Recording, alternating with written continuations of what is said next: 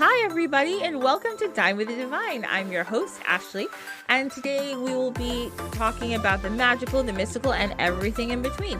So on today's episode, we're going to chat a lot about divination and a witch involved in one of the greatest love/tragedies of Greek mythology. So I hope everyone's having a wonderful week, and if you're not, I hope it gets better soon. We have a twofer. I love a twofer. This is going to be great. We have the fabulous hosts of the Back to the Broomstick podcast, Layla and Chelle. So, Hi guys. How are you? Hi, guys.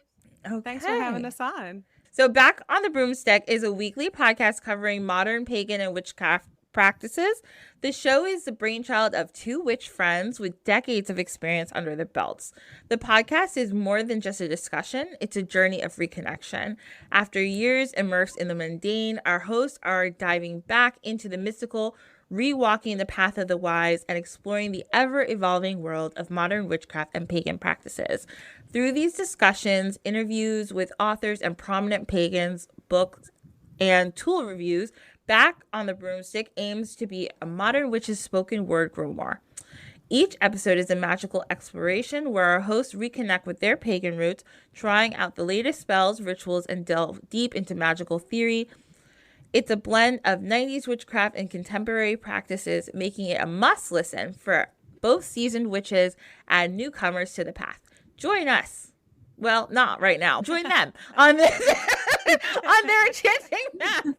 Right now, this is a different podcast, but go listen to that one too. Yeah. Listen to us after. Listen to this one first. Exactly. Or if you want to pause and you want to go, that's fine. I'm not offended. Please go. It's good. Go listen to theirs too. It's fine. Yes. Okay, so I always ask everybody, and whoever wants to go first can go first. I always ask everybody how you got to start with your spiritual journey /path /interests. How did we get here? What's your origin story? I'll let you go first, Layla. Oh, okay. All right, I'll go first. Like a lot of witches, this is a great question, Ashley. I love this because people have such similar and yet also such different origin stories. You hear a lot, I always knew. Mhm. And I guess I was always very witchy. I was always the kid in my backyard making potions out of nettles and flowers and apple blossoms and that kind of thing. It was always an interest. I loved tales of mythology. I loved stories of Avalon, and the stories, fables from around the world just really drew me. And then I think it was the early 80s, I think, when I first heard the term witch applied to someone of an earth-based religion that had a lot of the same beliefs that I did. It might have been Drawing Down the Moon. It could have been one of Laurie Cabot's first books. I'm not sure what it was exactly, but I heard that term and I was like, that's me. This fits so perfectly, when nothing else had really fit before. And that has begun a lifelong love of studying this craft and this path. And I'm still learning just as much as I was back then, but I know that I am a witch now. And I think it's a wonderful thing to be. But that's how I started. I always knew that there was something. I just didn't know the term of it until I heard witch. I didn't get to hear that term until I was more of a later teen, unfortunately. I just knew that my family was trying to get me to go to church services, and that, in honest terms, that shit felt whack, and it wasn't me, and it didn't fit. And it wasn't happening. And it wasn't until Laurie Cabot's Power of the Witch that I was like, oh, so I'm not just some weirdo from some small town. There was a term for it, like Layla said, the word witch, that really, the way I was raised, more reflected an actual human being and not a fairy tale. Because that's how it was portrayed. These people who do magic, they're in the movies. That shit's fake kind of thing. And it took that book to make me realize that shit ain't really so fake, is it? It just seems to be a very common theme that runs through a lot of people's origin stories or how they found this path. is that they had a feeling or were interested in mythology or interested in these tales, but the idea of witch was always portrayed as something bad. And so it wasn't until maybe you found another person who was a witch in real life that you really realized that it could be what you were feeling and what you were following. You just didn't have the term for it. But it's a lot easier to find now than when Chelle and I started, which I absolutely love.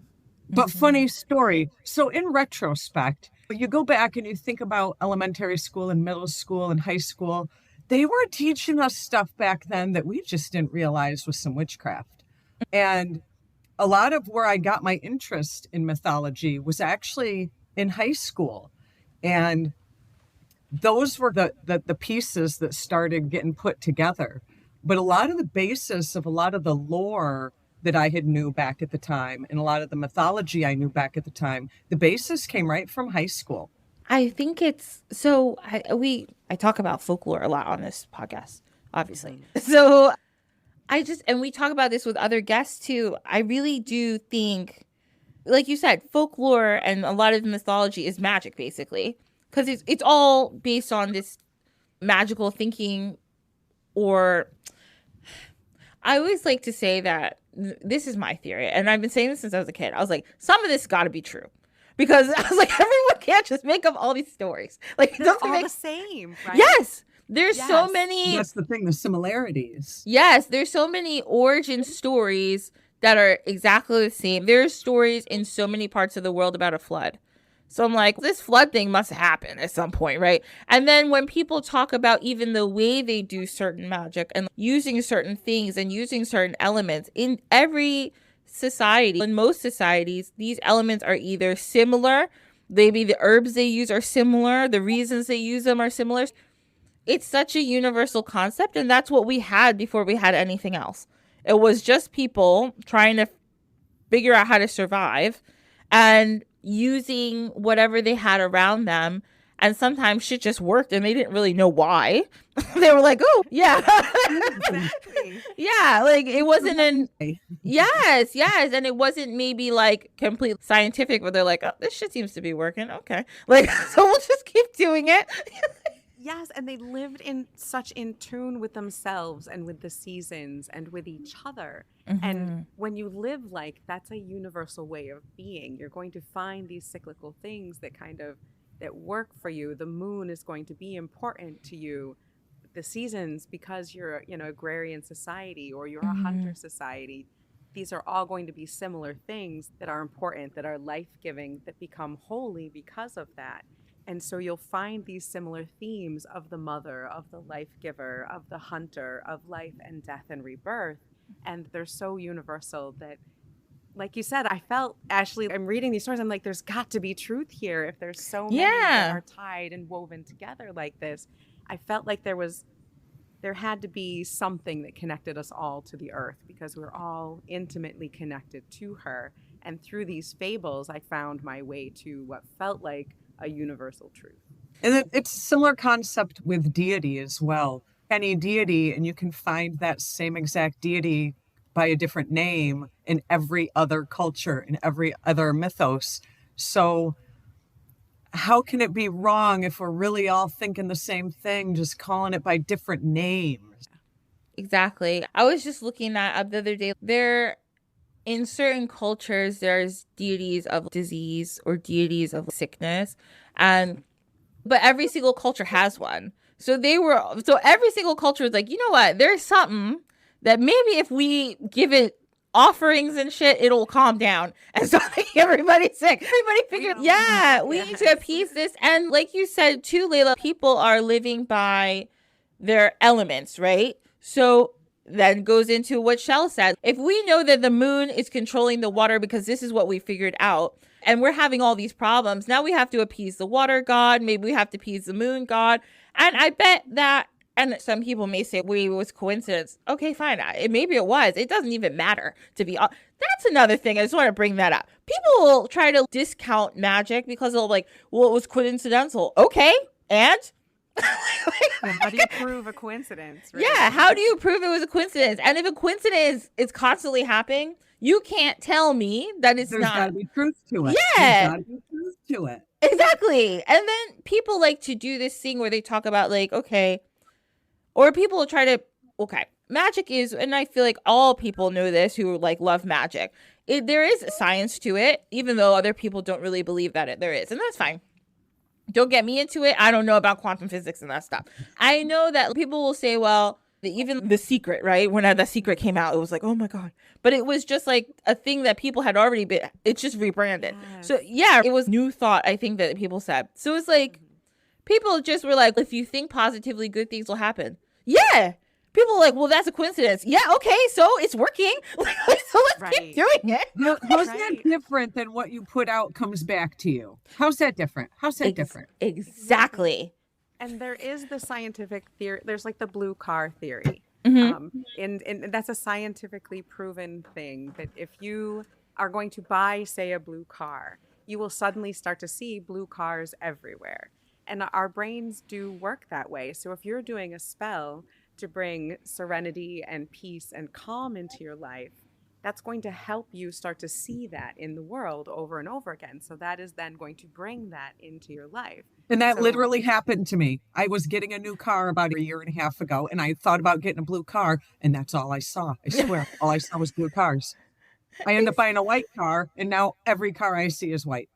Exactly. And it's the same thing, like they always say, like people who are going through any type of sickness and things, people who can either get through it, like say they're going through cancer and they're getting treatments for their cancer. People who pray to say they have better outcomes. And then some people will say, no, that's just because they were being positive. Yeah, it's the same thing. Yeah. And like attracts like. And if you're projecting negative woe is me vibes, you're going to get back negative woe is me vibes. Exactly. If you're projecting positive, productive energy, you're going to get positiveness and productivity back.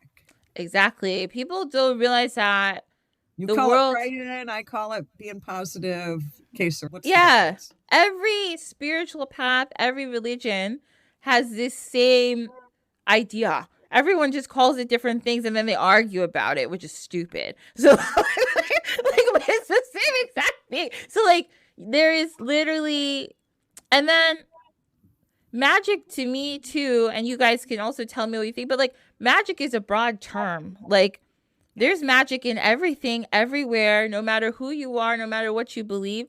Shit just happens and you're like, I don't know how that shit happened. Like it's just magic. I was talking about this the other day, but like just willing things to happen. So that's literally like spells and magic. You are just like using tools sometimes, maybe use a little herb, a little oil, but you're willing something. You're like, this shit's going to happen. Like, it's not any different than a prayer though. It's not. It's the same. Exactly. Heard like, somebody said this in a book that I read, like spells are prayers with props. And I'm like, honestly, yeah. Yeah, that's a good way Pretty to put much. it. Yeah. Pretty much. And I know you've said this before, Ashley, and Chelle is a huge proponent of this too, but intention is a huge part of your spell work. Your energy, what you're putting out there is the biggest component to your spell. I love the props, don't get me wrong. And I do feel they definitely help, but they're mostly there to get my brain in the right. My brain is the biggest magical tool I have, and I'm using that to get props to get my brain into the right magical state. Nothing wrong with good visual. Yeah. Oh yeah, I love ritual. Love props. Love all the things.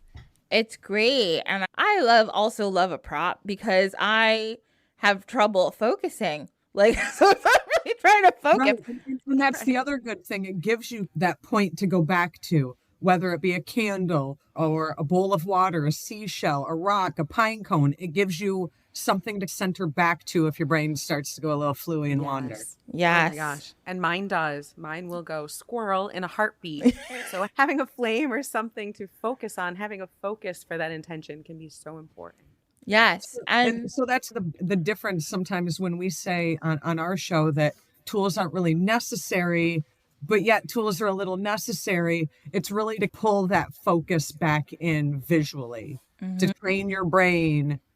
Like Layla says, she's squirrel, and Will is like, no, back here. Or Chelle if she's in ritual with me. Yeah. and that's the next thing I was going to say too. Like you just said the word ritual. Rituals are so important to us, like to people. And like we did an episode where we were talking about the Puritans and talking about how they ended up with some magic because they didn't have any rituals. And then having no rituals literally led to them being like, we need a ritual. Okay, maybe we'll just do this folk magic stuff. Like, because they were like, this is not the people we love, even like your standard, like praying, like you get on your knees, you fold your hands. That's what most people do, or they get on the ground. It's a ritual. It's a way you do it. In Islam, you wash your feet, you get clean, then you pray. You know, if you're doing spell work in most pagan traditions, you're introducing your spirits in there. Like that ritual, it gets you in that mindset. You're like, I'm ready. We're going to get serious right now. I'm going to talk to my creator. I think that's sometimes the difference between spell work and ritual. For spell work, I'm more on the fly, but I try to have an altar for ritual, do things a little more formal, cast a circle, call the quarters, things of that nature. Whereas if I'm just doing spell work, it might just be me throwing cinnamon sticks out my front door. So ritual kind of, in my mind, is like a more serious endeavor than just say spell work. Mm-hmm. That ritual is so important to my brain because if I go to the space where I always go when I do my meditation, and I sit on the same cushion I always sit on and light the incense and start to go through the steps that I always go through. Like you were saying with Islam, you put out your mat, you wash your feet, you make sure you're clean. Once you do these steps, that gets your brain into the right space. No matter what kind of ritual it is, even if it's making your tea in the morning, that can become a ritual. And by doing that, your brain knows this is time to relax or this is time to meditate. Mm-hmm. And so you can call upon those little pieces of ritual to get you into that space, even when maybe your brain isn't ready to be there.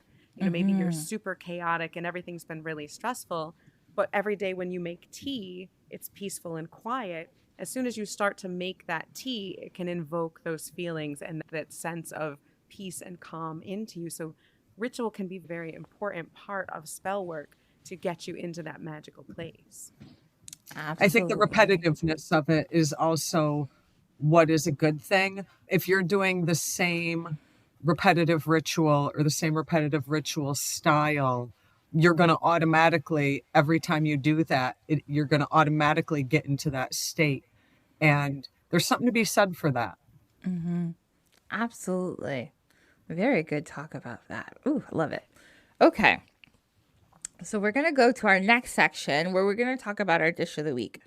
So I'm like, okay, we're talking to some very magical ladies. What are we going to talk about? So I picked this week, we're just going to talk about dandelions. Yeah. That's my favorite. I love dandelions. Oh, good. They're okay. Fantastic. Yeah. Okay. So I never knew that dandelions were so great. But I was just like out here like ripping up dandelions in my yard. And then I found out, don't do that. Like that they're absolutely amazing.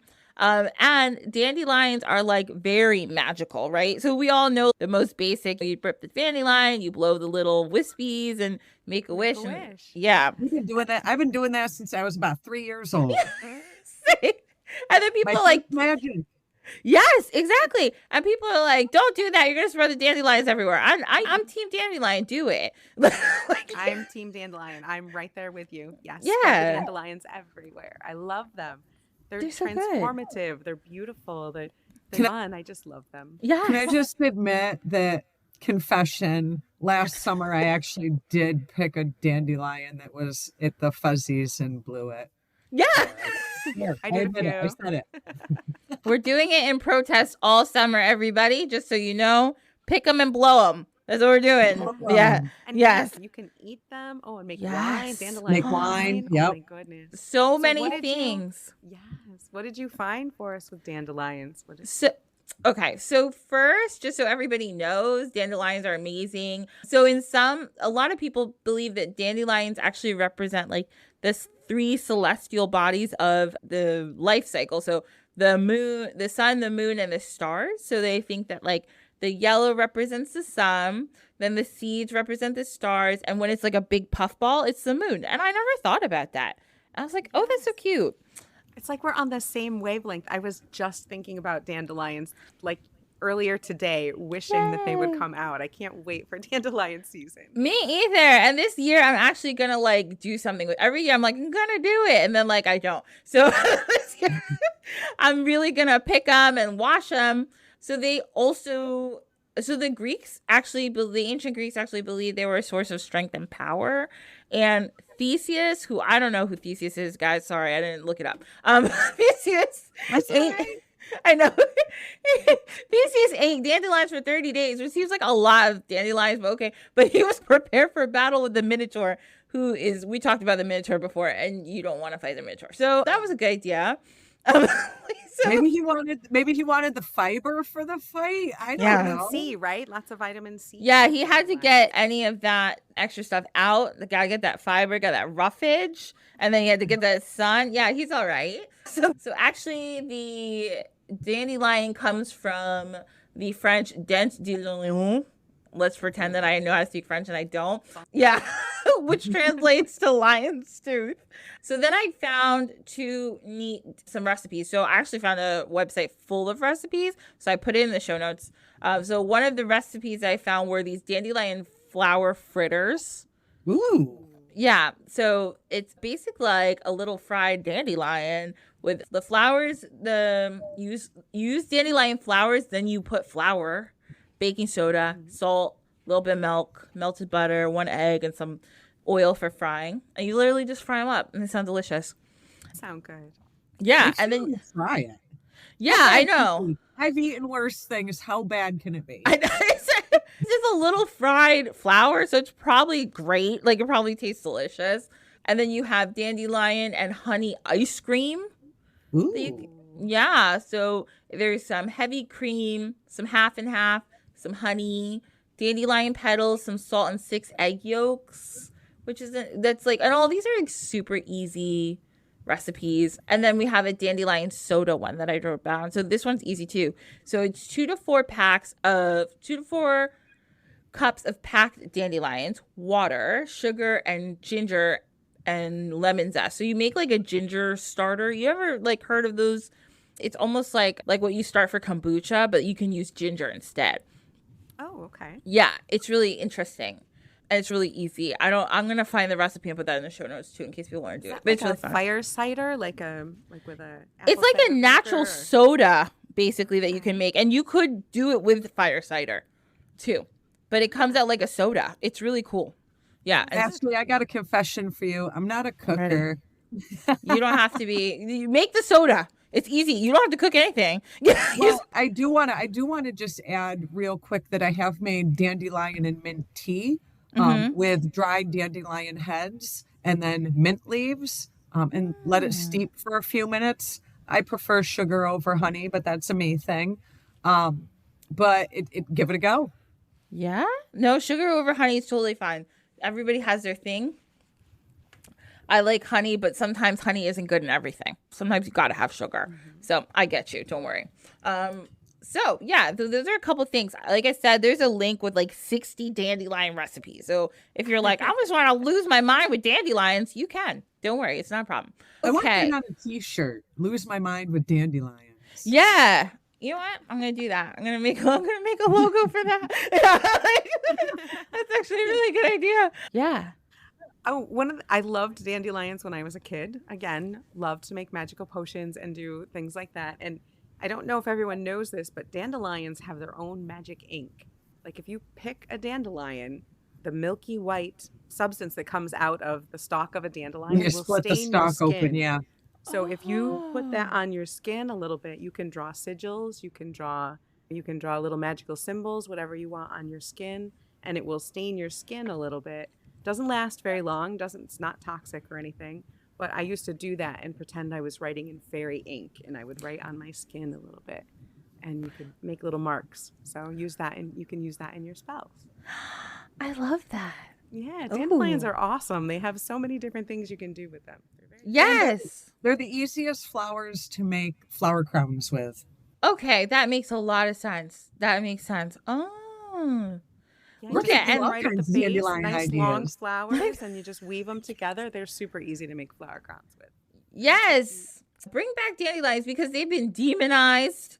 I read this article years ago. Probably, I have no concept of time. I probably read it last week. I don't know.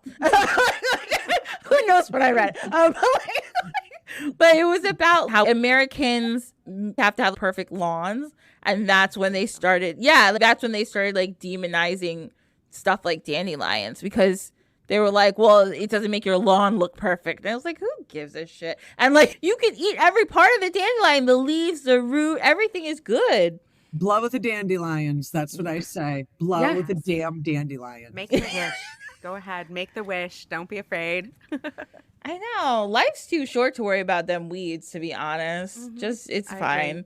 Yeah. I just have this vision in my mind of like, because I'm in Salem, I have this vision of all these people dressed up as witches in that atypical witch outfit, just going down in a neighborhood blowing dandelions on all these manicured lawns.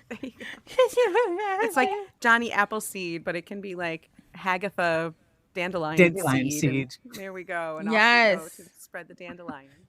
Well, you know what? This is dark, but there's when I think it was when the war started with Ukraine. They were talking about how it's a Ukrainian spell to put the sunflower seeds in the so these women and older women were doing it. They would just walk up to the soldiers and put sunflower seeds in their pockets, and they'd be like, so sunflowers can grow wherever you die. And I was like, huh, Yes. okay, yeah. I'm like, Yeah, grandma's we're go. About that. Whatever works for you. Yeah, I know. I was like, okay, let's do it. That's a curse and a half right there. Talk about killing someone with kindness. That's, exactly. you know, I was like, so at least where you die, something beautiful, the symbol of the flower of our country will grow where you're. yes, That's a powerful curse, right there. I know. I was like, okay, Ukrainian grandmas, let's go. I was like, I Right. like it. I know. I was like, Witches in Ukraine. serious, they're not playing around. Right. Hey, it's me again. I hope you're enjoying this episode. I just wanted to remind you that if you can't get enough of me and the episode, there is an option to hear more. Don't forget about our Diners Club membership. So if you want to come in and you want to join the Diners Club, you're more than welcome. We have 3 different levels. We have our first level where you can be a devotee of the morning meal, where you get into our Discord chat, our book club, you get a bonus episode, and you get to submit questions to me about anything, honestly. And then we have our Mystics of Brunching level, which is our $7 level, where you get everything you get on the devotee level, but you also get a sticker and a postcard from moi. And you get a one-time shout out where you get to tell me what your favorite folktale or story is. Oh my God, how exciting. And then we also have our Saint of the Sacred Supper level, our $10 level, where you get your episodes a day early, you get an enamel pin, and you get 15% off all merch. So if you can't wait to hear more from me, you can't wait to hear more stories, more facts, more historical subjects, please come on. We welcome everybody. We have a good time. And it's all about relaxing and chilling, right? That's what we're doing. That's what we're doing in the Diners Club. So I hope to see you there soon and enjoy the rest of the show. Okay, so now we're going to go to our next section, our tea time section. So I thought we'd just have like a little discussion about divination, because there are a gazillion different types of divination in the world. You can literally divine anything from anything. And I wanted to ask the two of you, do you guys have a favorite? Well, first of all, not everybody does divination, but if you do, you have a favorite form of divination, either one of you. Please let me know. I'm going to introduce Chelle here for a second. because my bestie, we have both been professional tarot readers for several decades. I don't currently read for other people right now, but tarot was our thing for a long time. And so I'm going to let Chelle talk here in a second, but as of last count, now keep in mind, I have a spreadsheet. She has given me access to a spreadsheet Let's of go. the tarot decks this woman owns because she has close to 175. Let's go. I'm at 178 tarot decks currently. There you go. Wow, let's go. Let the tarot queen talk about her addiction, her collection.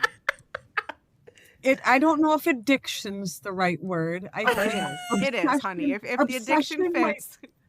Obsession might be a little far off. I think it's a liking. Closer. I like tarot cards. But you know what, Ashley, truth be told, and this is probably the bitch of the whole thing, I only use like 2 or 3. And for like the past 25 years, I used the same deck. So, like, But to the point where the collection keeps growing. like to the point where I wore the pictures off the deck. It was Ellen Cannon Reed, The Witch's Tarot, by the way. Okay. And I had used it so much that I had worn the pictures off the cards. And I had all these decks. Oh no, I go out and buy another Witch's Tarot to replace it. So I do have all of these, but I really actually only use a few, less than 5, honestly. When I was in my 20s back, we won't talk about what year that was or what decade, I had this vision that I was going to have this mansion and I was going to display all these tarot decks all over the walls in frames. And it just turned into, well, that's pretty. I like that. Well, that's pretty. Well, I like that death card. Well, I like that star card. I like that empress card. And it just turned into a thing. And now it's even to the point where when my adult children don't know what to buy me, say for Mother's Day or for Christmas or what have you, my birthday, they have access to the spreadsheet as well. As a matter of fact, Yes. for Christmas. Oh my God. The Supernatural Tarot. So I just recently got this over the holidays. So yes, it's okay. Maybe it's She's an been obsession. like this for a minute. For a while. I'm never going to admit that it's an addiction. Yeah, I like It's just a tarot a little love. bit. It's a true love. Tarot is her It's a true love. love. It's an appreciation. But I do Yeah. I do dabble in other forms of divination. Don't get me wrong. Layla and I went through a good long streak for a while of fire scrying. I totally dug that, totally got into that. But no matter what I end up dabbling in, I always come back to tarot. It's just a thing. It's just a thing. I don't know why, but it's just a thing. I'm doing a lot of tarot for myself lately. I've gotten a copy of Phyllis Curot's Witch's Tarot, and it's not something I would use to read for other people, but I love it for self-reflection and for meditation and doing it for myself. So that's been really great for me. But my biggest love came from an episode we did. We like to try new things, anything we haven't tried before or done before. And one episode recently, we tried different types of divination. And I tried bone throwing because it's something that has always fascinated me. Yeah. And I was very much drawn to it. From the second I started collecting my set, I knew that this was something that really resonated with me. And so right now I'm doing a lot of that and learning about that and working with my own set and gathering a set. But I'm finding that really helps me to connect with my intuition and trust myself more. The tarot cards each card has a meaning, and it's very rich and in depth, and it's such a tapestry of meaning and a whole system that's right there for you, and it's beautiful in that way. But what I find with the bone set and charm set is that it relies not just on archetypes, but on your own intuition and your own belief in the sense of the symbols, your own Less psychic formal ability. symbology. Yeah. And it really allows me to get outside of myself because I do tend to overthink things. And so that's why tarot is so great for introspection. But if I want to do divination, I really need to let go of that and to just let the visions flow, the words flow. And I find that a bone set really helps me to do that. So that's my current passion right now. That's the same reason why I'm going down the road of tea leaf reading, but more in a combining it with tarot kind of way. Interesting. I'll never let tarot go. When we did that episode, I did try the pendulum, and not my jam. Like I said, it all comes back to the tarot. but I do think that there is a good way where I can meld tea leaf reading and tarot into, I don't want to say into one, but It's like I also used to do like a lot of work with pendulums. I'm not into it anymore. I like pendulums, they're pretty, but like I just don't like that's how I I felt. I have a yeah. gorgeous one, but it's so restrictive, in my opinion. I just felt like it was so restrictive for divination. Like, if I Yeah. want some yes no thing, great, perfect, real quick and easy. But for straight up divination, it's too restrictive for me. And I like the formalness of tarot. I like the intuition part of tea leaf reading, but there's just way too much being left to chance with that pendulum. And I just, maybe it's just I don't get it. That's a Yeah. total possibility as well. I could just not get it. I admit to that. But I just felt like it was so restrictive as far as divination goes. Yeah. I agree. And so I find that working I find when you're working with other people, tarot is also easier to do because they can Yeah. now see it too. Like, Right. yeah, if you scry with other people, they don't see it, or they'll be like, that doesn't look like that to me. Like, and you're like, okay, but you're not the one doing it, but it's okay. More affirmations from tarot. Yeah, yeah. And people, if it's like, I don't want to say like the entertainment factor at all, but like if you are working with somebody and doing a reading for them, it's good to show sometimes a little bit like this is what I'm doing, so you can also be like, Getting them involved in the process is so important because to get that good energy exchange, you want them to be present with you and you want them to be part of the reading with you. yeah, And Just like we so were if they saying can about see ritual. it, Yeah, just like with yeah. ritual tools, it gives them a visual focus to Yeah, come and if you can into, say, to come okay, back to. here's the tower card. This is why things are going terrible in your life right now. yeah, Here's the information. They can see that and then be in that space with you and really connect with that energy with you. And I find that does help to give a good reading when we've all had that person who comes to a reading and they sit down and they're like, they close right off. yes, Stone They're face, like, yeah. I'm going to test you. I'm going to put up every yeah, wall possible. And I usually ask those people, I'll be like, all right, so I know you're here for a reading and I know that you have some walls up. So I'll ask them to verbally give me permission. And that's mm-hmm, usually just enough to give a little crack in that wall that I can get in. mm-hmm, And then having the cards laid down between you and so they can see them, that's enough to open those gates right up. And then that energy starts flowing and you're really in that space together. And that's when you get amazing readings. exactly. I know. Yeah. I like to when they're like, I don't like that one. I'm like, okay, like, like let me. That's I'll explain. That's fine. You don't have to like it, cause girl. But like, yeah. that's who you are anyway. I don't like you there either. Yeah, like girl, that's you. That's why you're here. I know. Yeah. That's why you're sitting across from me right now. Exactly. It's gonna be fine. What? So, what do you guys think as far as when, like, with divination? Do you guys think that it's like a fate situation, or do you think it's more of like, this is what is probably going to happen if you keep doing the stuff you say you want to do?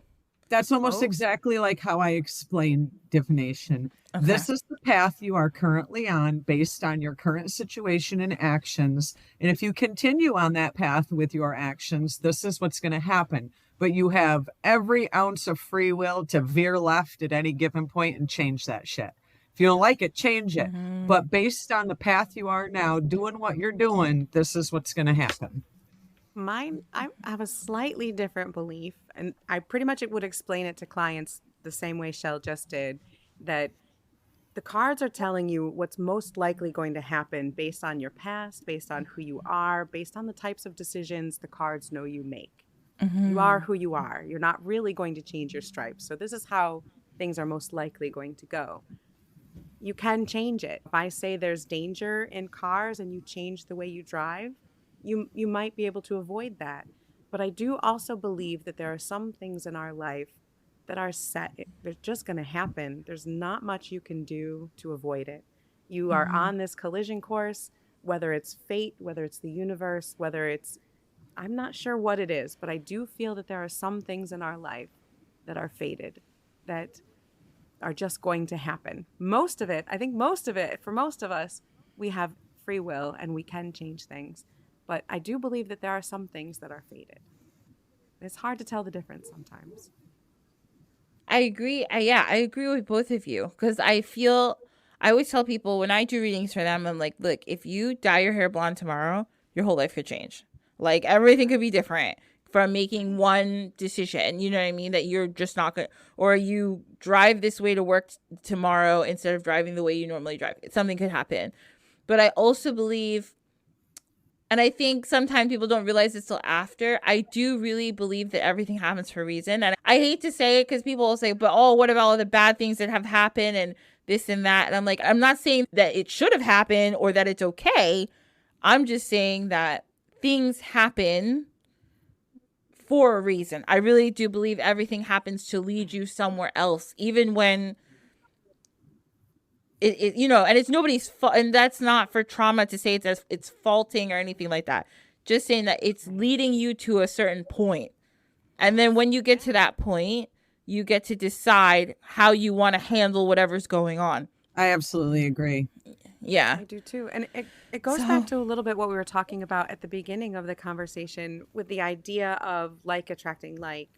Sometimes, no matter how positive you are or how much good you put out in the world, bad shit is still going to happen.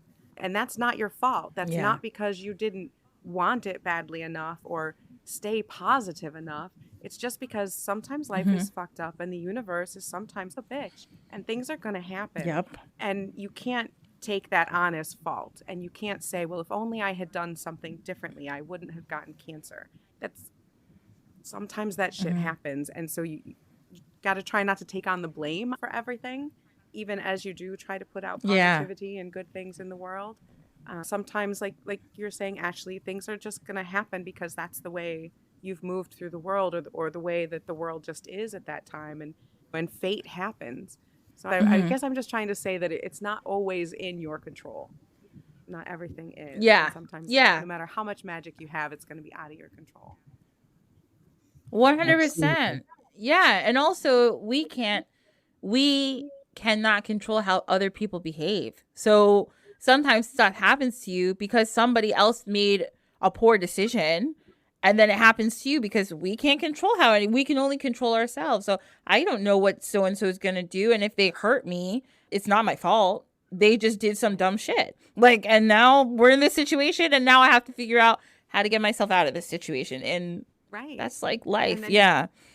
You go to Chelle, you have her grab one of those 170 backs, and you ask her for some advice. Exactly. You're like, how is this gonna work now? Exactly. Oh. So some of the most popular forms of divination, like right now that people know about the most, are tarot, like we talked about, astrology. Everybody loves, all the girls love astrology now. I've said it. If I've said it once, I've said it a million times. I don't get it. I can't get it. I don't get astrology at all. Girl, I am with you. I know. I feel like the minute you say astrology, all I think of is math. And I know. I know. I'm like, what? You know, like, when this planet's at this place, no. Too much. My oldest is a witchling, and she is an astrology girly. She knows all of it, and I am confused all the time. I know I'm an Aquarius. That's about it. It's like me. I'm like, I'm a Gemini, and I don't know what that means. I was like, but I am. And that's too. Cool. I'm a Gemini too. Both of me. Me. When people start asking me about my risings and my this and my that, I'm like, what are you? I'm a Gemini. What are you talking about? That's all I know. I know. And so this is coming out way after, but this past weekend, if anybody likes rap music, Nicki Minaj and Megan Thee Stallion got in a big fight, right? That is insane right now. It's crazy. It's crazy. So they got in this huge argument, and there's diss tracks being made. And then I was on like TikTok, and all these people are like, well, I could have predicted this based on Megan Thee Stallion's natal chart. And I was like, what? Really? Yeah. They were like, according to Megan Thee Stallion's natal chart, she doesn't take this and this. And I think they said she's a Scorpio. I don't remember. But they were all just like, of course she did this. And of course she said this because she's a bad bitch. Because she's like this. Because she's this sign. And I'm like, okay, girl, like, whatever. I'm just enjoying the gossip. But I didn't know about all this. There's a lot. It's Wow. quite a story. But yeah, if you can explain that. Now, just recently on Survivor, one of the contestants was called the Survivor Astrologer because she is a witch and an astrologer. So you're starting to see this everywhere, not just on It's a hot topic. TikTok with Nicki Minaj and Megan Thee Stallion. Survivor, there's astrologers. Now, who's doing Nicki Minaj's birth chart? Because what's her birth chart? I'm sure one of the TikTok astrologers is on it currently. They're doing the they're doing the mathing, and they'll figure it out for us. There's also I can't do astrology because of what you just said, the mathing. I know. They're like, what's the second you were born in the longitude and latitude? Girl, I don't know. I have no idea. I'm like, that's fine. And like, oh, God bless people who do astrology. But I'm like, that's too much work. Give me a pack of cards. Give me an egg and a glass of water. Like, we'll talk, but like, don't give me math and planets and houses. I can't. In the sun signs, yeah. I'm with you. It's so much. It's just, there's so much work. I'm tired. And so good when they get it right. Oh my goodness, it's so good. It is tarot, very but good. so isn't tarot. I know. Oh yeah, absolutely. I know. One time I think I had somebody do a little bit of like I think it was my natal chart. Everything she said was correct. So I'm like, I know this is right. I don't know how you came to this, but you're right. I was like, it's so cool. A lot of division, multiplication, and charting and mapping. Oh no, there's circles. Why are all these circles and numbers? And then there's sidereal astrology too. If you're not confused enough by one type of astrology, there's a whole different system that you can learn. No. I wish you could all see the look on my face right now because I'm like, what? It's a lot. It's too much. And then like, I know we did an episode, we talked about astrology, and then there's different like astrology in different like parts of the world. So there's like Vedic astrology for India, and then like there's like the like astrology from like ancient Persia, and I'm like, I don't have time for that. This is too much work. I know. God bless them. God bless and Godspeed, but like I don't have time for it. But like, y'all let you guys do it. The astrology girlies and she's, theys, and theys. You guys could do it.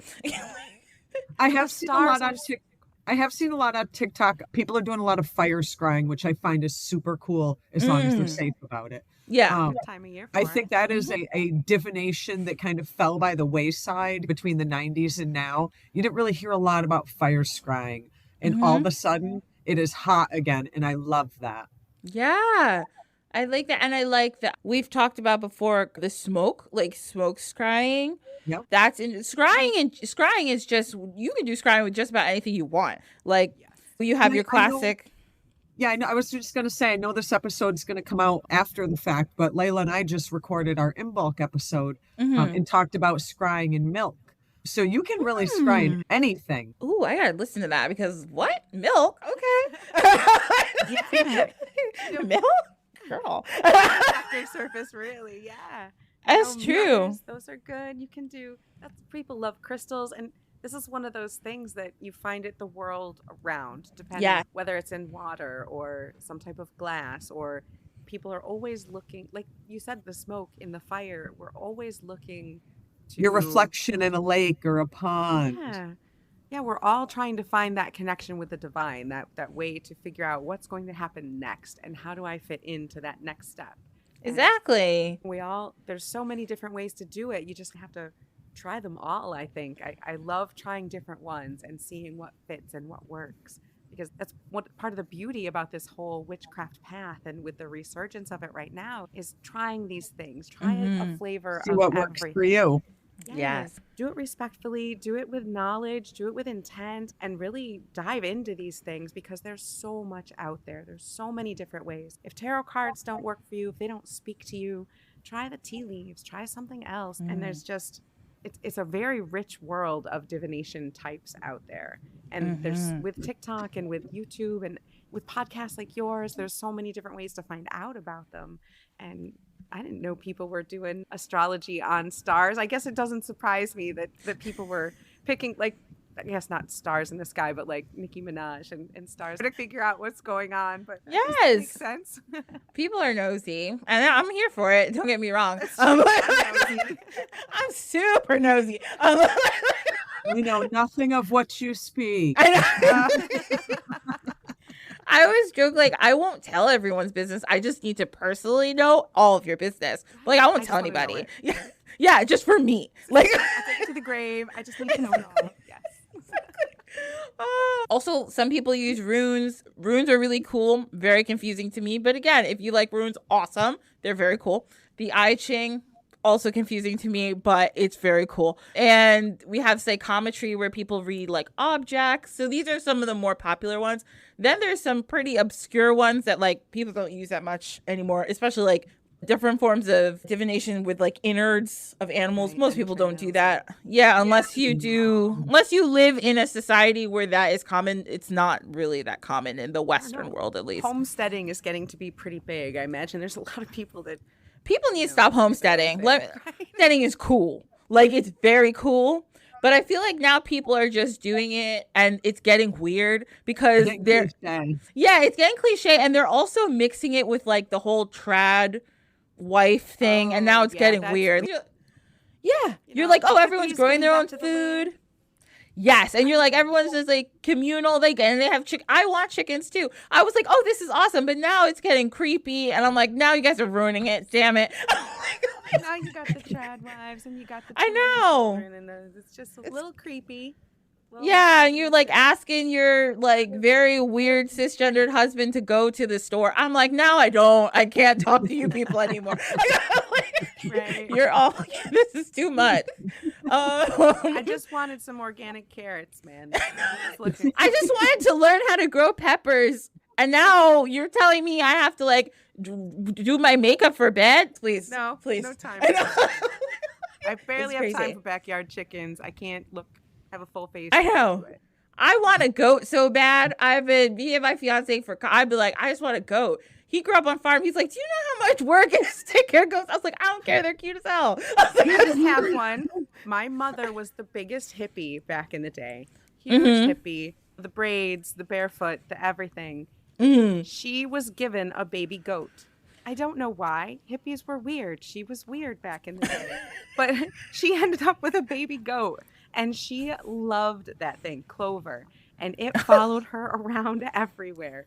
She raised it. It would butt her boyfriends with its little head and would run around. And it was her favorite pet ever. So yeah, get a goat. They're really cute, apparently. Yeah, and they're smart as hell. But that's also the problem. They know how to run away. And they can jump really high.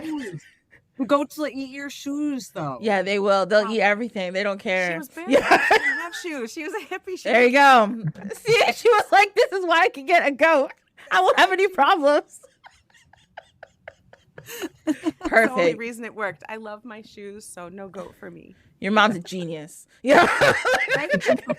I'll tell her. She figured it out. Yeah. Oh, God. So a couple other real quick ones, and we'll get to our story by it. There's one called I'm not going to pronounce any of these right. I'm apologizing as usual. Aguri, which is like a form of ornithomancy, which is like watching the way the birds fly. That's a different way of divination. Yeah, I was like, okay, girl, that's fine. Oh, palmistry. I didn't mention that one. People reading people's palms is pretty popular. All of the clairs, knowing by sight, knowing by smell, knowing by sound, that kind of thing. People who do divination through oil, that's also very popular in certain parts of the world. Divination through beans and seeds, through shells. In Africa, people do, West Africa especially, do shells a lot. There's one that's called geloscopy, which is divination through messages through laughter. I read it, but I don't know any examples of this. I have to look it up. I've never heard of that before. Me either. I was like, I don't know how you do it. I have no idea. Everyone gets in a circle, you lay down, and you put your head on the belly of the person next to you, and then everyone starts laughing. But that would be so cute. Yeah. I think I did that in 4-H when I was like 9 or something. That's adorable. I don't think it was a divination, though. No, it was just everybody being adorable. Like, you can get messages through the waves, messages through incense smoke specifically. If you're burning messages through wine, okay, girl, that's fine. You're gonna Messages. find you'll get a message. You're like, I think I'm tired. Through turtle shells, through talk about fire scrying, through obviously like your average seance, through dead people, kitchen utensils, okay, urine, no thank you, through wood, through messages you get randomly from strangers. There's like a gazillion ways to do it, and obviously all over the world. And then tea leaves and ground and coffee grounds that Chelle mentioned before, those are really popular too. But these other obscure ones, this is called rumpology, which is a divining through messages through the buttocks. I don't know what kind of messages people are getting. Fart messages this is what I'm saying. Yeah, is it like the cellulite message or the fart? I don't know. One of those sound like I don't want to specialize. I'm not doing a try it episode on it. Nah. No, me either. Not it. Nobody's doing that. That's too much work. I don't look at anyone's butt. I don't know them. This is awkward. We're both uncomfortable. Oh my God. This is so funny. This is where we end up. Is that there? Yeah. You're like, it's right here. Oh, okay. So now we're going to do our story time, which has to do with divination, and it's a story that I never knew, but I found this out the other day and I'm furious, and you'll see why. Okay. So we're going to start with the story of Medea. Do you guys know the story of Medea? Yeah, okay. Yeah. All right. Chime in where you want, because I have a lot of concerns and thoughts and I'm upset. Not with Medea, actually. With everybody else. Everyone else in the story pisses me off except Medea, actually. Sounds about right. Yeah. Because they did her so dirty, but we're getting to it. So, all right. So where we're picking up in the story is, just know that there's this dude named Jason. Jason is a quote unquote hero, okay, whatever. He went and he did all this stuff, but actually the only reason he got it all done was because of Medea, and I'll tell you about her in a minute, okay? So Jason is actually, and I didn't realize this until I started doing more research, Jason is actually the great grandson of Hermes on his mom's side. Okay, so he's like a little magical, but not magical enough. So he can't really do much on the magical side. Magical by proxy. Exactly. So it's like, calm down, Jason. So his dad was like in charge of this place called Iolcus, and his dad's brother then ended up taking over after the dad died, when Jason's actually, I'm supposed to be on the throne. And the brother was like, get away from here, Jason. And so the brother was like, fine, you can be on the throne, but you have to bring back this mythical golden fleece. You have to go find it. You have to go all the way to Colchis, which is like what they say is like now modern day country of Georgia. You have to go all the way to Georgia, get this golden fleece. Now, everybody knew that Colchis was not a place. Colchis was not that. It was a magical hood, okay? You go there, you have to be careful. And you'll see why. Like, you have to be careful when you go to Colchis, because there's magic everywhere. You don't know what's about to happen. And they said the king there was mean, okay? So Jason went to Colchis. He got the fleece, but he had to go through all these trials. And the only reason he could even do any of these trials where he had to use magic was because of this girl, Medea. Now, Medea was the daughter of the king of Colchis, who's King Aeetes. So Medea was like, she saw Jason. He probably was looking really hot in all of his armor and stuff. And she's like, oh my God, he's so cute. And he's like, Medea, like 1/10 god on his mother's side. Exactly. So he's really like telling her, he's like playing it up. Like, he's like, yeah, I'm 1/10 like Olympian. And she's like, oh my God, you're so cute. And she's probably like young. And she just saw this hot guy who came to town. And he's like, listen, Medea, you're mad magical. Now, oh, by the way, let me tell you who Medea's related to, because you guys won't even believe it.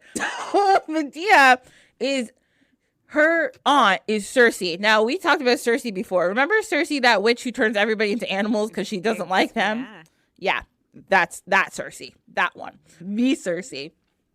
Which means to have, I think. This is what I'm saying. I could have used Circe many times in my 20s because some of my exes needed to be turned to pigs, but that's fine. It's another story for another night. So different episode. It's a different episode. But so now that she's niece to Cersei, that also makes her granddaughter of Helios, the sun. Just the sun god. Not even the sun god, just like the sun. Which is a big deal. Like, so she's way more magical than Jason. And she was also the chief priestess. Oh, and her other auntie was Pasiphae, who was also out here. We also did an episode on Pasiphae trying to have sex with a bull, but you'll listen to that one. The story's crazy. So Pasiphae was wild. So Medea was also the chief priestess to Hecate. So she had a big temple, and she was in charge of doing stuff with Hecate, which makes her a powerful lady, right? Even though Medea was like kind of younger, but it's all good, but she was really magical. So she didn't really like her brother that much. And she didn't, her dad, she thought he was really mean. So when Jason came to town and he's looking all sexy in his armor, and then he's like, actually, I'm going to defeat your, I just want to get this golden fleece and I'll take you back with me and you could be the queen of my kingdom when I become king. She's like, that sounds great. If I'm 18 years old and a hot guy comes and tells me I can be a princess or a queen, I'm probably going to go. Making family behind and exactly. Just a man making promises. Exactly. So rude. So she helps him. Basically, the Argonauts are Jason's peoples. They're like his posse. So the Argonauts kill her brother in this battle. And then she kind of messes with the sea. And her dad was on a ship in the sea and makes the sea get a little wild. And then her dad's ship sinks. So they're both dead. And she knows this. And she don't get me wrong, she does feel bad about that. But she also is about to be a queen. So she's like, okay, priorities, man. Priorities. Yeah, she's like, justify the means. Yeah, and she's like, they were mean anyway, and they weren't gonna let me do anything, and like they were actually really mean. So it's not like she was lying about that. So she's like, fine. So then she's like, Jason's like, okay, cool. I love you now. Thanks for helping me. We're gonna go get married. Yay. So they go. So they're about to leave Colchis and go to Iolcus and get back the throne. But Cersei came by, and Cersei's like, hey, niece, just by the way, I want to let you know that I saw in all my divination stuff, remember I'm a super witch, that you're going to hate your life. You in danger, girl, she said, basically. She's like, he's going to make you change. You're going to be different. And no matter where you go, you're never going to be welcomed. And you're going to end up doing something really bad to him. And Medea's like, never. Auntie, please. You don't even know what you're talking about. Yeah, I know. She's like, Auntie. Exactly. That's basically what Medea said. Medea was like, Auntie, I have this down. You don't understand. We're going to have the best life. I love you, but I love him. And she also, like, she's like, I'm sorry I killed your brother. But at the same time, he sucked. And Cersei's like, okay. Cersei's like, I'm not even mad at you for that. I just don't want you to go mess your life up. And she's like, Auntie, chill. Like, I got this. Cersei's like, fine. So she leaves and they go back to Iolcus, which is part of Greece. So once they get there, the uncle is on the throne and Jason goes to his uncle. He's like, I got the golden fleece. And the uncle's like, I don't care. And he's like, what? And the guy's like, I don't care. I don't care what you say. I'm still not giving you the throne. Medea's like, okay, what the hell's going on? And then the uncle who's the king, he's like, and who's this barbarian woman queen that you brought from that witch land with you? And she's like, what? Who are you talking to? Don't talk to me like that. Because in their country, nobody's talking to Medea like this. And she's pissed off now. Don't talk to me like that. But the king of Iolcus didn't care. He was talking down to her. Anyway, so Medea thinks of a plan because Jason's like, oh my God, what am I going to do? What am I going to do? I want to be king. She's like, I got a plan. She goes to the king and she's like, listen, you know how you think I'm like a barbarian witch? I actually am. And what I could do for you is I can make you younger and then you can be king for so long that you'll even outlive Jason. And the king is like, what? She's like, I'll do it for you. It's not a problem. She's like, I don't even really want to be queen. I'm just going along with Jason because he's my husband now or whatever. And the king's like, oh, wow. Okay, cool. So she has a whole plan, right? So the next day they go and they're going to do this plan. And Medea's like, I'm going to do this spell for you. So she's like, bring me a ram and bring me a knife. Now, Medea knows magic like the back of her hand, literally. So she gets all this stuff. She has a baby lamb. And no, she gets an old lamb. Sorry, an old lamb, brings it over. She kills the lamb. Okay, I'll spare you all the gruesome details. Kills the lamb. But then she does some like abracadabra. And then a baby lamb comes from the dead lamb. Oh my God. Yes. So she's like, see, I did it. It's And yeah, exactly. She's like, barbarian witch at your service. It's me. So the guy was like, oh, that's awesome. Oh my God. She's like, and the guy's like, but do you have to like stab me? She's like, yeah, sorry, I gotta stab you. And he's like, oh shit. So anyway, he's like, oh, but I'm gonna be young, so it's gonna be fine.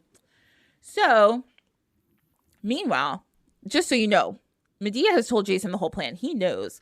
But what she doesn't know is that the king's son, who's like an asshole, heard the whole plan. So he knows what's about to happen, and you'll see. So Medea's like, okay, come here, I gotta kill you real quick. So she like goes to kill him. She stabs him, and then the son is like, oh, I'll help you stab him. Like, so he helps.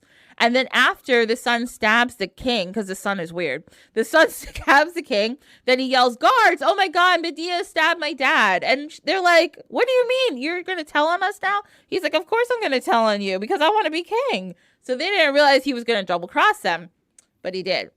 So now they have to run and they have to leave. This sucks, right? Medea's like, damn, this is wild. So now they leave and they're out on the open ocean. And Jason finds out that the king of Corinth really thinks he's cool. And Medea's like, I don't want to go to Corinth. It sounds lame. And it's another Greek place. And these Greek people are so boring. And Jason's like, no, we have to go to Corinth because they're the only ones that'll take us. But Jason's like, but the thing is, you have to like act like a proper Greek woman now. You can't be wearing all your weird makeup and all your scarves and your jewelry. Now he wants to change her. Exactly. And Medea's like, I love my hoops. I'm from the streets and this is who I am. And he's like, you can't act like you're from the streets anymore. Sounds like her auntie warned her before and she just blew her off, huh?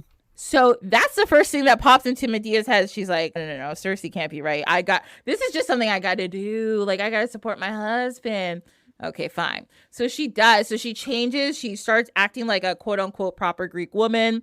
She starts only doing stuff Greek women do. Oh, he also wanted her to stop doing magic. He said, you can't keep doing magic because everyone's afraid of you.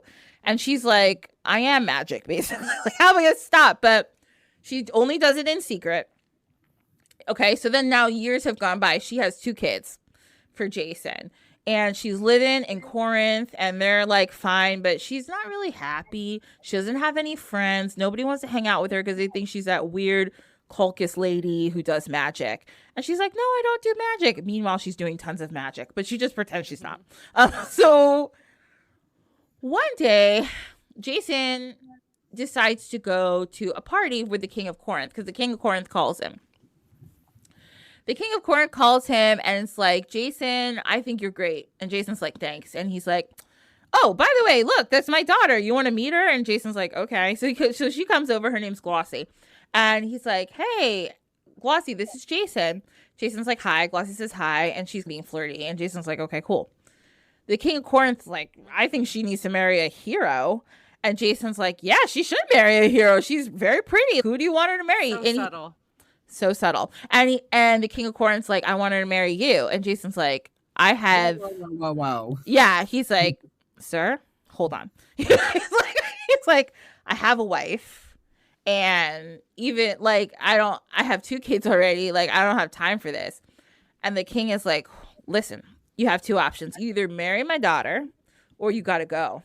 And you can never come back. If you marry my daughter, when I die, you'll be the king. And haven't you always wanted to be a king? Jason's like, absolutely, I want to be a king. That's why I got myself into this stupid mess. Like, so he's like, great. So he goes home. Of course, his good, quote unquote, good Greek wife is at home. Medea's just sitting around doing what she's supposed to do, whatever she's doing. So he goes in, he's like, Medea, listen to what happened. The king of Corinth told me that he wants me to marry his daughter. So Medea's listening to this story, expecting him to start saying, like, isn't that ridiculous? But he doesn't say that.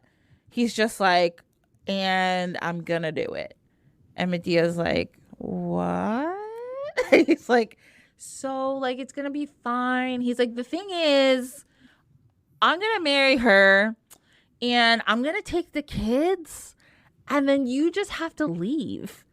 And she's like, and you're what? And he's like, huh? And don't worry, I'll give. All she did. She's like, sir, I murdered my brother for you, my dad for you. I murdered a king for you. And here I am without my cool necklaces and shit because you wanted me to be like this.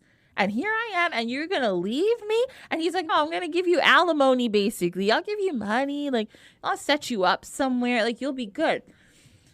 Obviously, she freaks out. She's upset. Mm-hmm. And Jason's like, I can't deal with you when you're like this. I got to leave. And he leaves the house. And she's like, what the fuck is happening? So then, so in the story I heard, there's this cat that comes to the window and is staring at her. And she's like, cat, this is not the time. I don't know whose cat you are, but like, I really don't have time for this. And then all of a sudden the cat becomes Cersei. And she's like, hey, girl. Told you. Never trust the cat. It's always going to turn into somebody. Exactly. And it might be Cersei. She's like, hey, girl. And Medea's like, Cersei? Shit is going down. I don't know what to do. And she's like, niece, listen to me. Told you so. Told you so. She's like, I love you, so I'm not going to say it too hard, but I did tell you so, number one. Number two, you're magical as fuck. Why are you taking this? And she's like, damn, you're right. Yeah, she said, don't forget who you are. You're literally my niece and the granddaughter of the sun. What are you talking about right now? And she's like, that's true. She's like, so what do you want to do? You gotta get revenge, girl. And she's like, you're right. So Medea comes up with a whole plan, okay? So she's like, so Cersei's like, this is what you're going to do. The first thing you're going to do is you're going to go to the forest and you're going to see a plant down there, this bush. And you're going to pick all the leaves and stuff and you're going to bring it home. And you're going to make a cloak out of it. It's going to be a gift to Jason's new wife. And she's like, okay. So she does. Now, Medea's starting to see what's going on here. So she makes this cloak. She calls Jason back. Jason comes back. And he's like, hey. And she's like, hey, Jason, like, I thought about what you said. I'm in a better state of mind. I've composed myself. And I just wanted to let you know that, like, I see where you're coming from. And I think maybe this is a really good idea for us. And he's like, oh, my God, Medea, thank you so much. I'm so glad you understand. I don't want to upset you, but like, this is the best thing for me because I'm selfish. He didn't say that part, but this is how I felt. We know he was thinking He was thinking it. He's like, this is what I always wanted. And finally, I'm going to have what I want because the whole world revolves around me. And she's like, baby, okay, I get it. I love you. And she's like, now you're going to have this beautiful new hot wife. And this is so great. So I wanted to give you a little gift. Give it to Glossy from me.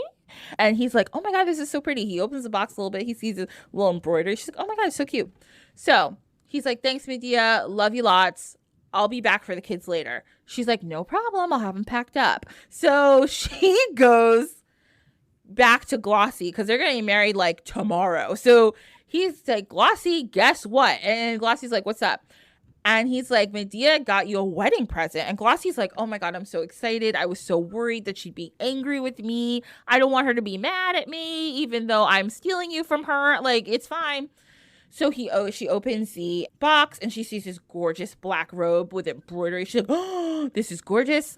I've never seen anything like this in Greece. All the girls are going to be talking about me and how cute I am. And he's like, absolutely. It's from Colchis. It's like original. Nobody has this around here. So Glossy puts it on and she's like, oh my God, it looks so cute. She starts screaming. And Jason's like, oh shit. She's screaming and she's on the ground writhing in pain. He's seeing that her skin is getting red and bubbling and now it's getting black. So then outside the door, the king of Corinth, he hears all this screaming. So he runs in and he's like, what's going on in here? And he sees that Glossy's all shriveled up and her corpse is black on the ground. So he's like, what happened? So he grabs Glossy. He's rocking with her. He's hysterical. Then his hands start to burn and get black and his whole body starts to burn. Now Jason is like, what's happening? So he has to leave, obviously, because he's about to get arrested for murdering these two people. So he runs out and he's like, I got to go back to Medea because I know this is her fault.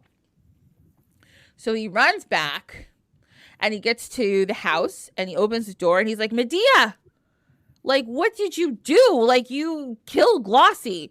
And she's like, yeah, I did.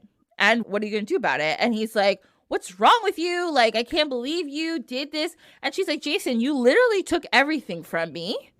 Like, and you think that's okay? Like, you think that I could change my whole life for you and you're just going to treat me like shit? Did you forget that I'm the baddest bitch from Colchis other than my aunt? Are you kidding me right now? So Jason's like, whatever. I don't ever want to see you again. Go get the kids. And she's like, go get the kids. You go get the kids. And he's like, what do you mean I go get the kids? She said, you go get the kids. So he goes in the room and the kids are dead. Medea killed the kids. Yep. Now, Jason is losing his shit.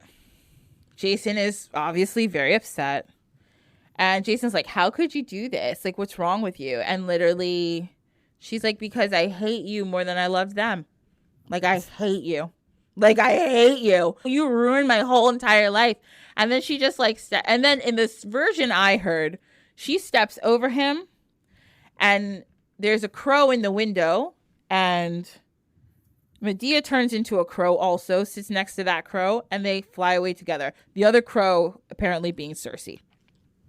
And they go back to Colchis. That's the end of that story. Now, I just wanted to say that usually, like, in a lot of Greek tales, all the women are, like, afterthoughts. They're just, like, characters. But Medea is, like, that personification of a woman scorned. So that's why people use that story. But they also say that, like, in some places, they look at it as, like, a woman who ended up taking her power back. Like, as terrible as it was that she killed her kids, and people always be like, well, she killed her kid. But, like, also, she did everything she could for this dude. And he was just going to leave her in the, like, literally take her kids away and leave her. So I'm like, I judge her, but I don't judge her too hard because, like, that's crazy. But a lot of these myths, they did vilify females more than males. Exactly. So I always take them with a little grain of salt, knowing that the story was originally crafted in a form to quote unquote vilify the female each and every time. That's how I feel about this story, because I'm like, to me, this story, Jason is the villain. This is all Jason's fault. Like, all this stuff he did just to become the king. That's not how it gets portrayed in the story, unfortunately. Exactly. Vilifying the woman. Exactly. And that's what pisses me off about the story. And it's less about, like a lot of these stories, it's not literal. It's not a literal yeah, of course. tale. And so it is very much about her taking back her power. All the things that she had given him, in this case, symbolically children, but given her life. When a woman has children, you give up your body, you give up your life, you sacrifice so many things to bring, especially back then, your children became your whole life. So that was very much symbolic of her saying, okay, this is the last tie that we have together. This life that we created together is now ended because you threw it all away for somebody else and for something else.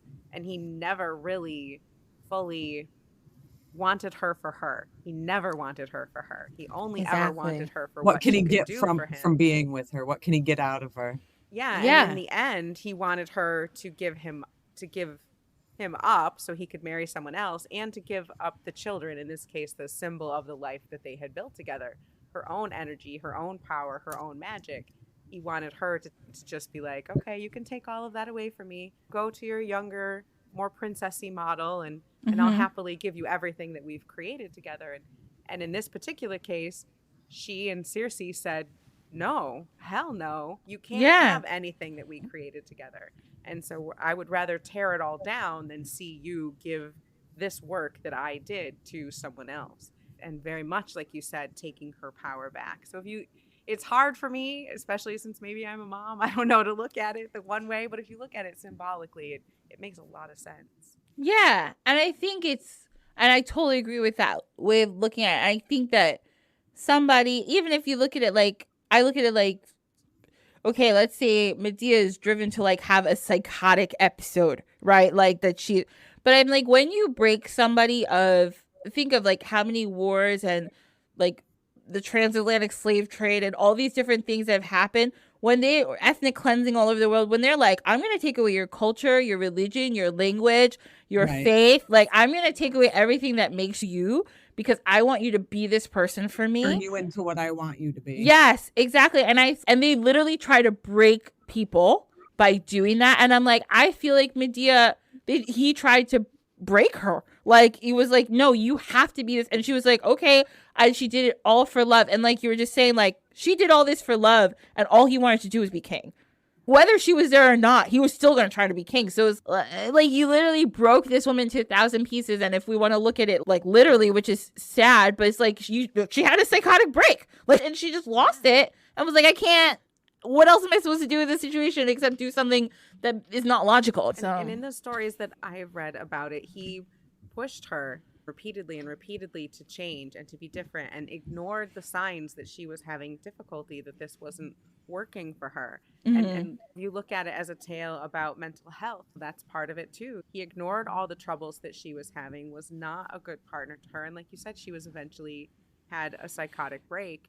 And even then, she still needs, as horrific as what she did is, she is someone who was pushed to the very worst thing that she could do, because all of the things that she needed up until that point had been ignored and had been pushed away and had been put aside by him, by everyone there. She was bullied by the entire island, the entire town. Everybody hated her because she was too different. It's a little bit of a morality tale about how we treat people who have been abused, or people who do have psychological issues. We tend to, push them aside. We tend to try to ignore it as much as we can. And then it gets worse. There's a lot to that story. And Medea is definitely a victim in all of it. Yeah. Well, after that deep analysis of we come to the end of our show today. This has been really fun. Thank you, Chelle. Thank you, Layla. Thank you, Ashley. We were so thrilled to be able to join you today. I know. I was excited, and this has been just as fun as I thought it was going to be. So we did great. So you guys, you can individually or together, you want to tell us where we can find you on the internet and about your podcast and the name and everything. Just reiterate for everyone so they know. You can find us at backonthebroomstick.com, Back on the Broomstick on Instagram, Facebook, and if you want to shoot us an email, backonthebroomstick@gmail.com. We're out there, and take a listen. Yay! All right, please do. It's a really fun podcast, everybody. Listen to Back on the Broomstick. Okay, so everybody, thank you all for coming for another week. And this is Dine with the Divine. We're on Instagram, Facebook, Threads, TikTok. Yeah, we are. And YouTube. If you really enjoyed this show, feel free to pause, or the show's about to end, so just do it after. Give me a 5-star rating if you really like it, or give me whatever rating you think I deserve. Just say it with your chest. And you can find us on any of your podcast platforms. If you have any questions or comments, feel free to email me at dinewiththedivinepod@gmail.com. And if you want to follow me, Ashley, I'm Sankofa HS. That's SANKOFAHS on Threads and Instagram, and then Sankofa Healing Sanctuary on Facebook. Thank you so much, everybody, and I'll see you next week. Bye. Bye.